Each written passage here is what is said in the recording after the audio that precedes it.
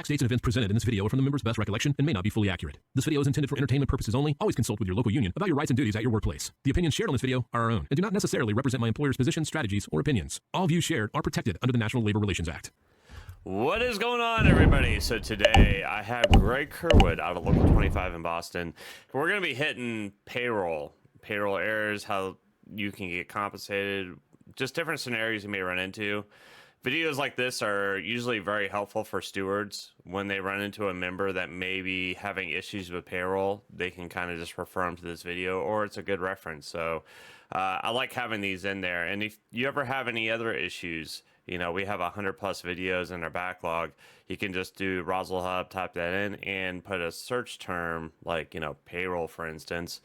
And that video should pop up in the search term under YouTube. So just a little tip, but let's get into it, Greg. So the first question I'm going to ask you is, my paycheck is wrong. What should I do? Well, the first thing you should do, hopefully on Friday morning, because you've checked it the night before on UPSers, is to grab your steward and notify management.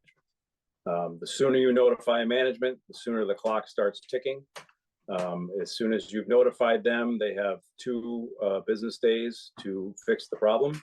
Which is very unlikely that they do. Once those 2 days are up, you would file a grievance under Article 17, asking to be made whole for all lost wages and benefits, and to be granted all penalty pay going forward from that date. That way you're covered, however long it takes for them to pay it. You know, the penalty pay will keep adding up. The penalty pay has changed slightly in this contract. Used to be half your daily guarantee for everybody. Now for full-time members, it's half your daily guarantee for the first 2 pay periods, and then your full daily guarantee for the pay periods after that. And for part-timers, it's just a flat 4 hours for each pay period that goes by. And let's say I didn't get my vacation check. What should I do then? If you didn't get your vacation check, the process is somewhat similar. The company has an obligation to pay you by the Saturday before your vacation. I know we usually get our vacation checks earlier. If you don't get it 2 Fridays before, you should notify the company. But they have until that Saturday to overnight you a check if need be. The penalty pay does not have a grace period for vacations. It starts from that Saturday. So they should be asking for you to be made whole for all vacation pay and benefits, including any and all applicable penalty pay going forward from that Saturday. That way the penalty pay starts immediately, even while you're still on vacation. And let's say I won my grievance, but I never received a check for that grievance. What should I do? So the grievance situation is a little different. Once the company agrees to pay, they have 10 business days to pay you. If the check does not come in, you would need to generally file another grievance for Article 17 penalty pay for the grievance not being paid.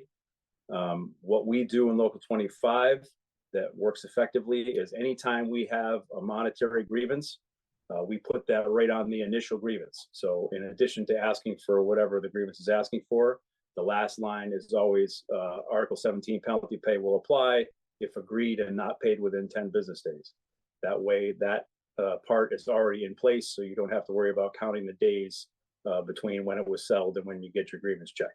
Once you have that grievance in, or that the 10 days goes by, the penalty pay starts immediately. Now, Greg, let's say I was overpaid on my check. Like, what should I do then? So believe it or not, sometimes the company does give people too much money.